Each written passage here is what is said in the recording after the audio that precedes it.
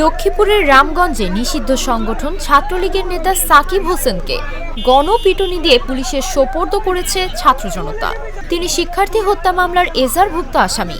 শুক্রবার ৭ ফেব্রুয়ারি সন্ধ্যায় সাকিবের গ্রেফতারের বিষয়টি নিশ্চিত করেন সদর মডেল থানার পরিদর্শক ঝলক মহন্ত। তিনি বলেন, গত ৪ আগস্ট লক্ষ্মীপুর শহরের মাদাম ব্রিজ ও তমিজ মার্কেট এলাকায় শিক্ষার্থীদের উপর হামলা ও এলোপাতাড়ি গুলি করা হয়। সেখানে ৪ শিক্ষার্থী নিহত ও অনেকে আহত হন। সাকিব ওই ঘটনায় করা পৃথক দুটি মামলার এজাহারভুক্ত আসামি। রামগঞ্জ থানা পুলিশ তাকে আমাদের কাছে হস্তান্তর করেছে।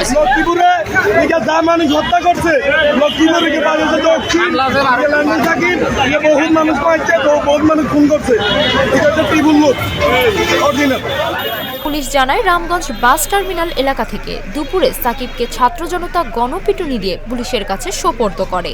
তিনি সদর উপজেলা ছাত্রলীগের সদস্য এবং লক্ষ্মীপুর পৌরসভার ১১ নম্বর ওয়ার্ড আতিয়াতলী এলাকার ভুইয়াবাড়ির সেলিম ভুঁইয়ার ছিলেন।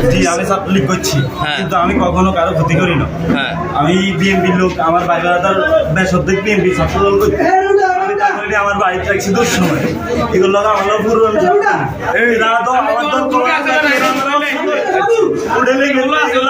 আমি ভাই দেখতে আমার বাড়ি খোবাইছি কিছুদিন আগে।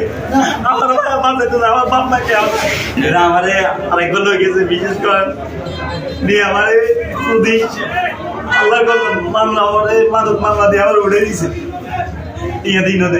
আমার বাপ মা কেউ নাই।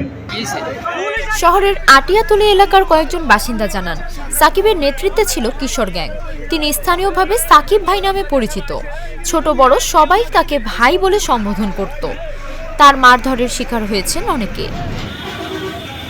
রামগঞ্জ থানার ভারপ্রাপ্ত কর্মকর্তা ওসি আবুল বাশার বলেন, সাকিব নিষিদ্ধ সংগঠন ছাত্রলীগের নেতা ও হত্যা মামলার আসামি। তাকে গ্রেফতার করে সদর মডেল থানায় হস্তান্তর করা হয়েছে।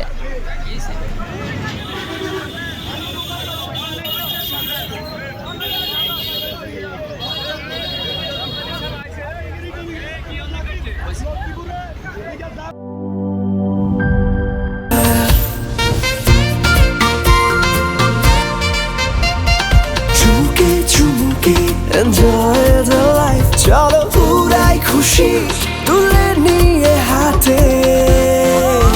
Cheer up, oh oh, cheer up, oh oh, cheer up, oh oh, cheer up. চিল হবে রিফ্রেশিং মুডে।